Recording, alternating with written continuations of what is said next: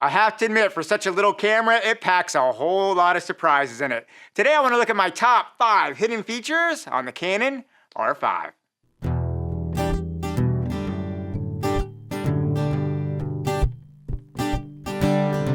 Any camera that you have, you always spend time really diving deep into it. The more you shoot it with it, the more you kind of discover little surprises about it here and there. And the Canon R5, I'll be honest, has been one camera that it seems like I'm always uncovering little nooks and crannies that you don't really hear that much about that always make the camera that much more interesting and engaging and better to use on your productions. And what I've done, I've actually done a lot of videos about these over the year, but I wanted to make a video where I just kind of talk about what I consider my top 5 hidden parts of the Canon R5. And when I say hidden, some of these are known, but they're not really well publicized, and some of them you just don't really hear about in very many places at all. So these are the things in this video that I think are not well publicized, hidden little parts or discrete parts of the Canon R5 that if you're not doing them, I think might make your user experience that much better if you want to have it. And I know in these things you're supposed to build up to your favorite thing, but I can't help it. I'm going to start off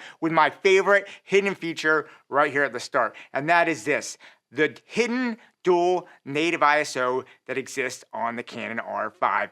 If you are a video shooter, you actually have a situation where you have an 800 native ISO on the Canon R5, but when you jump up to 3200, you get a different noise algorithm that kicks in that gives you a much cleaner image at higher ISOs that just completely changes the game. And I'll be honest, this is something I only discovered fairly recently, and it has completely changed how I go about shooting my R5 in low light situations. Having that super clean 3200 ISO is amazing. And one note about this is an 800 and 3200 if you are shooting in log footage. If you're not shooting log, there's actually a second form of dual native. I'll put that up here just so you can see it.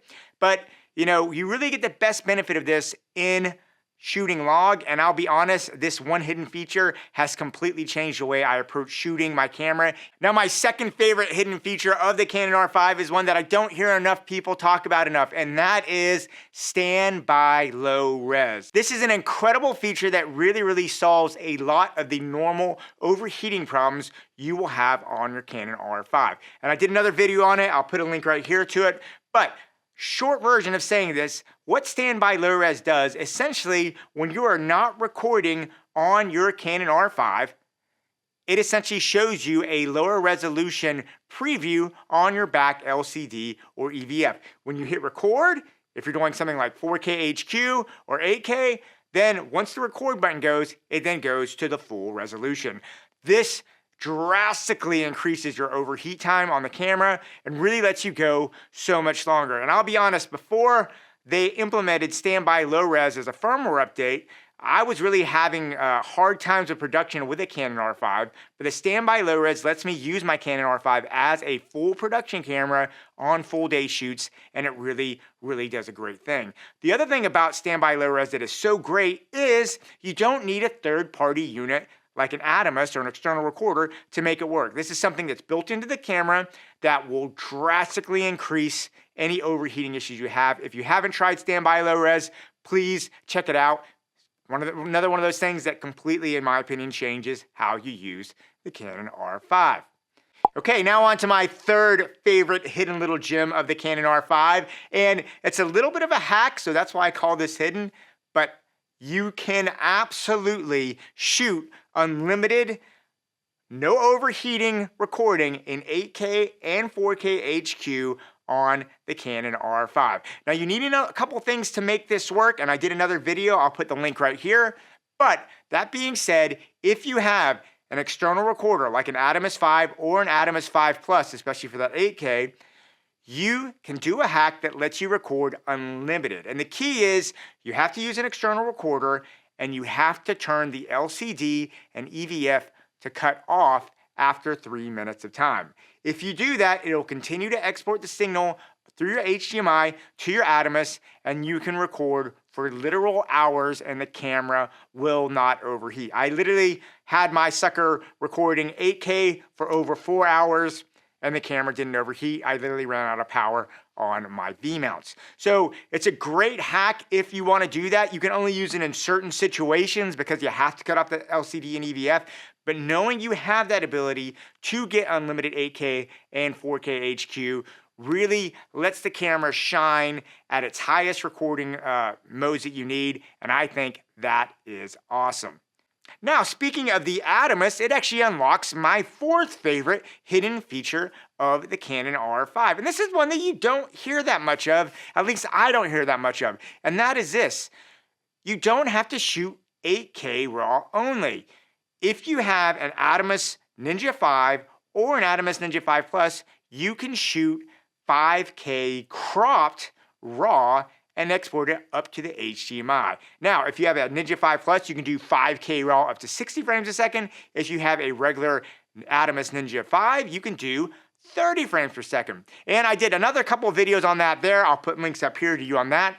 But the long story short on this is that if you go into your Canon R5 in video mode and set it to crop, if you're in a RAW mode, it'll export it as a 5K cropped image. And this is absolutely fantastic because you get the benefit of really nice, crisp, clean images from the Canon R5. The cropped image looks really clean, really nice, and you get a much smaller file than those gigantic 8K RAW files. And I'll be honest, I don't want to really work in 8K RAW that much. I really don't need that much resolution. But a 5K RAW is much more practical, much more beneficial, and that's the stage where I would like to have that RAW ability without completely obliterating my hard drives. And then really rounding out my top 5 of the hidden features of the Canon R5 is the secret video switch. Now, one of the things when I first got my Canon R5 that I found really annoying was the fact that there wasn't a physical button that I could just switch between video and photo. You have to hit info and then mode. You have to hit 2 buttons to get to it. I really didn't like that. Coming from the 7D, 5D Mark IVs, all those things, I liked having a switch that let me do it. The Canon R5C has a switch too as well. But there absolutely is a way that you can program one button on your Canon R5 to switch over if you hit it, it'll switch between photo and video. Now, there is a catch to that. The only button you can program that way on the Canon R5 is the multifunction button that sits at the front of your camera right in front of the trigger. Now, I actually find this is a situation where it was hard for me, but I actually used that multifunction button so much that I just couldn't sacrifice it to that photo video switch. But if you are someone that really just wants a quick one button switch on the Canon R5, you can go in and custom program the multifunction button on the front, and you can have it. It's really secret. You don't hear many people talk about it, but it's there, and it only exists on that one button, just in case you're interested in it.